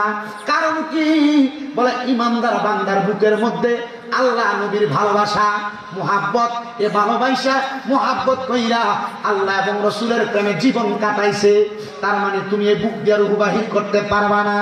আল্লাহর কাছে ফিরত আব্রাহিম, আল্লাহ আবার পাঠাই বোঝাও বিপদ শিকান্নু বান্দার চেহারার মধ্যে আক্রমণ চালাও। এবার ইমানদারের চেহারাটার ভিতরে আক্রমণ করবে, কিন্তু ইমানদার নামাজ ছাড়েনি। বুঝছেন? ইমানদার নামাজ ছাড়ে না। এ মুসলমান, এবার ইমানদারের মুখটার ভিতরে আক্রমণ চালাইব আব্রাহিম। ইমানদারের কপাল থেকে আওয়াজ দিব, রে আব্রাহিম, ইমানদারের কপাল দিয়ে তোর রূহ বাহির করা যাবে না। ওই কেন? বলে ইমানদার 5 ওয়াক্ত নামাজের সিজদা দিয়া ওই মনিবের প্রশংসা করছে, সুবহানা রাব্বিয়াল আলা। ইমানদার আল্লাহ নবী রাহমাতুল লিল আলামিন নবী বলেন, এবার কপাল এবং বুকের পরে ইমানদারের ডান দিকে আব্রাহিম ফেরেশতা আক্রমণ করবে। ডান দিকে আক্রমণ করার সাথে সাথে ডান দিক থেকে আরেকটা ফেরেশতা বাধা দিবে। এ আব্রাহিম, ইমানদারের রূহ তো ডান দিক দিয়ে বের করা যাবে না। বলে কেন? বলে ডান দিকে ইমানদারের দান এবং সাদাকা, ইমানদার এই জন্য রূহ তুমি ডান দিক দিয়ে বের করতে পারবে না। এবার বাম দিকে হামলা চালাইবো, বাম দিক থেকে জবাব দিবে, এ আব্রাহিম, বাম দিক দিয়ে রূহ বাইর করতে পারবে না। কারণ কি? কারণ কি? বলে বাম দিক দিয়া ইমানদার বান্দা আম্মা আব্বার খেদমতের পাহারাদার, এই জন্য বাম দিক দিয়ে রূহ কবজ করতে পারবা না। আল্লাহ গো, আব্রাহিমের সাথে আল্লাহর সাথে কথোপকথন, রূহটা তাইলে কবজটা করতাম কেমনে? আল্লাহ বলবে, আব্রাহিম শোনো, ইমানদার বান্দা মরার আগে কালেমা পড়ে মারা যাবে, এটাই নিশ্চিত। ও আল্লাহ, জানতে চাই, বুঝতে চাই, কালেমা পড়ে মারা যাবে, কেমনে মারা যাবে? আপনি বলেন না, আপনি বলেন না। আমার আল্লাহ তাআলা জানে। আদে বান্দার দলেরা, এ বান্দার দলেরা, আজরাইল আমার আল্লাহ তাআলার পক্ষ থেকে আসবে। আজরাইল যখন সমাধান করতে আমার কাছে না দিবি,